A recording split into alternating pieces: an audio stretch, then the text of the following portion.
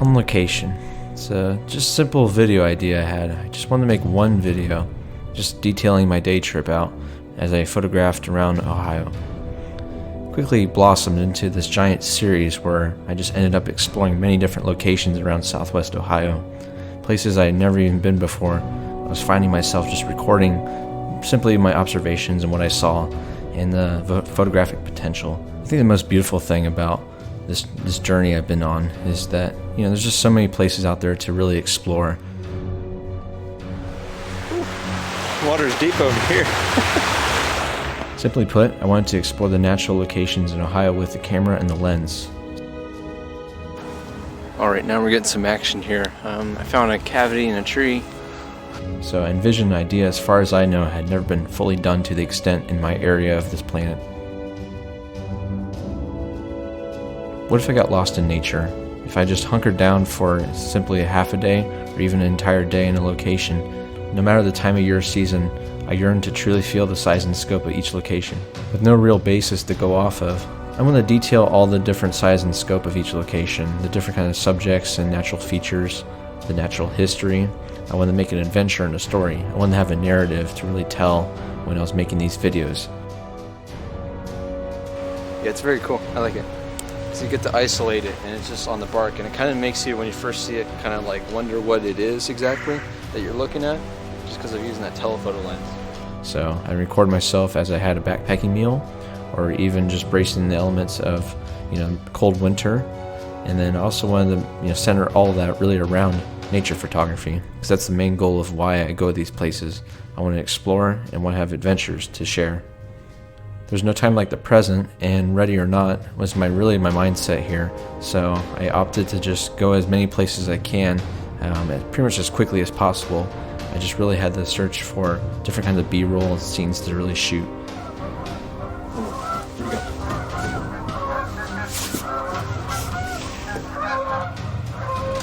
And I had all this on my own, which was also kind of freeing in that sense that I could be creative as much as I want, and there's no one to really report back to.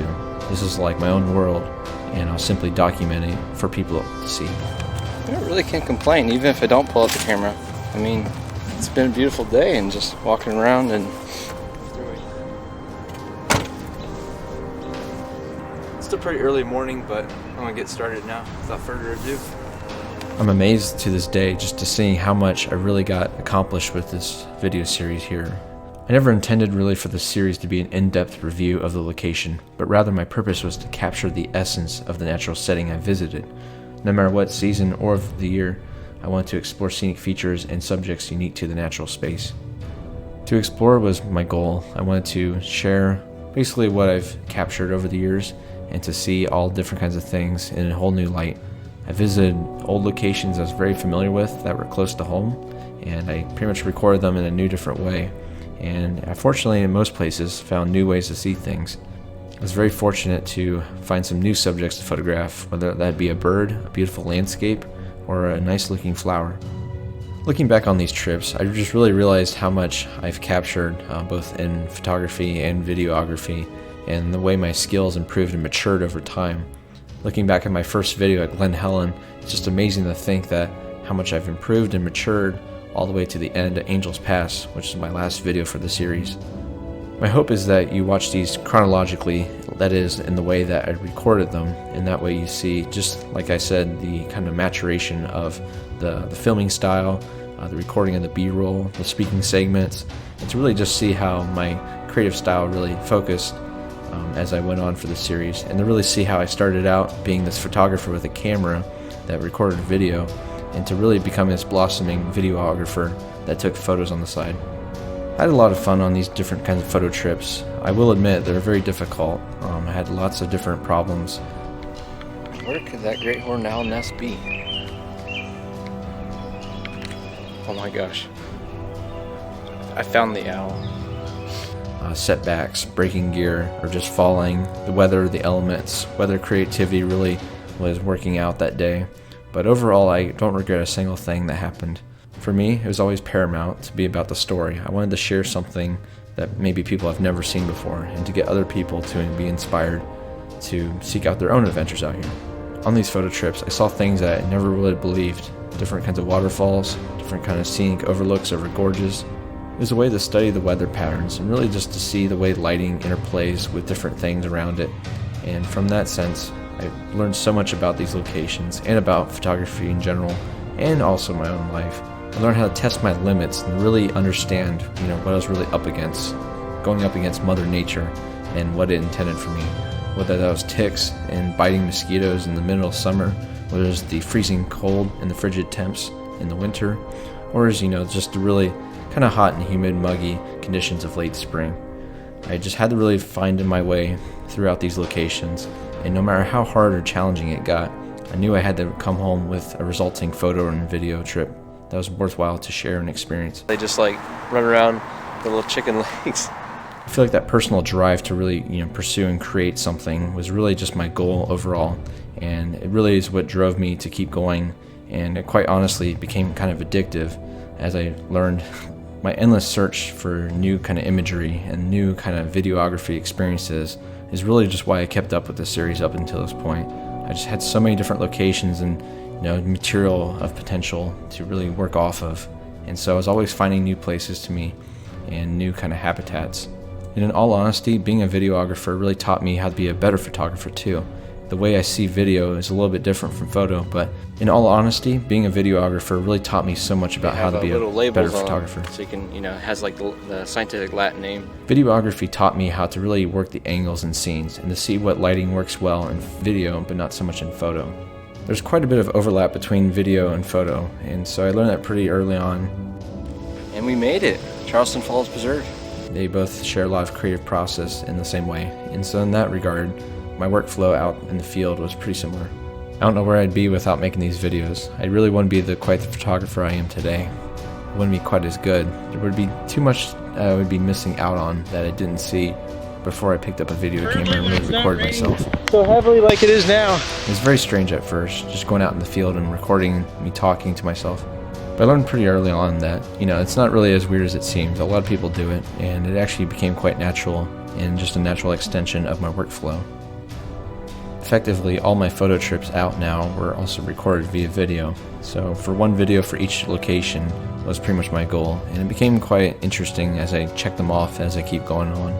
I chose habitats in different locations based on their season, so lots of wildlife areas chose during the migratory times for birds, and then different kinds of scenic woodlands, maybe in, let's say, autumn, where you get the nice foliage to really photograph and go off of.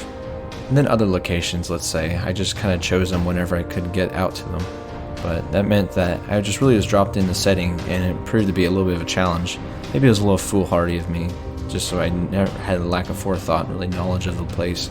But that was pretty much the goal with these videos, is to really make a challenge out of what I could really see from just first impressions. The first impressions of a place I feel like are quite powerful, so I hope these videos really convey that kind of sense, and both in my speech and tone, and as well as the filmmaking and the photos. They're meant to be a taste of what the location could bring, and to really see with new eyes what could be possible out there.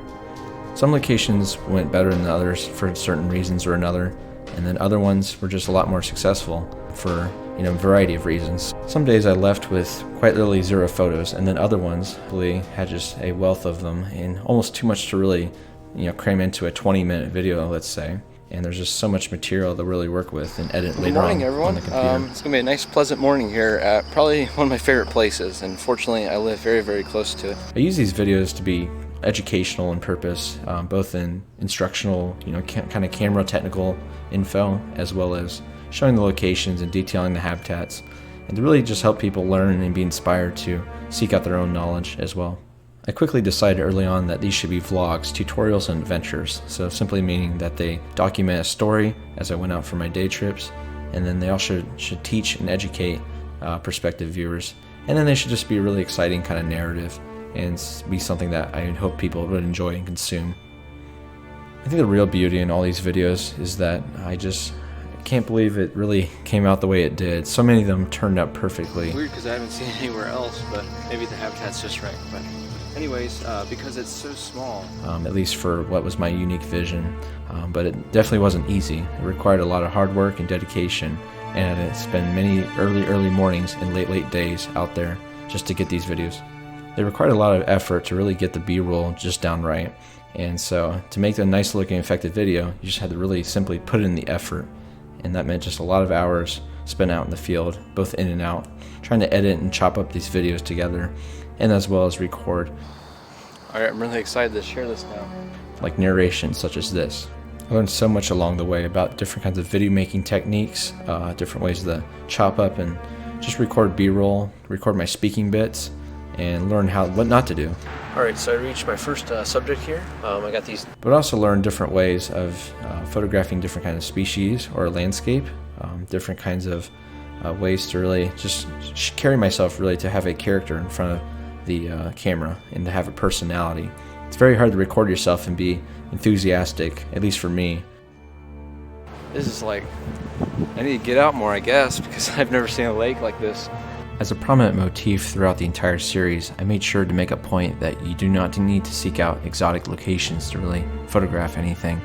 As you can see, I went to places that are very close to home. Alright, so I failed to mention previously, but there's been some patches of fog here. There's beauty to be found anywhere, and all these locations that I recorded were within less than an hour drive. I think it's really important to just remember that you don't need to drive, very far away or have to travel many hours and miles.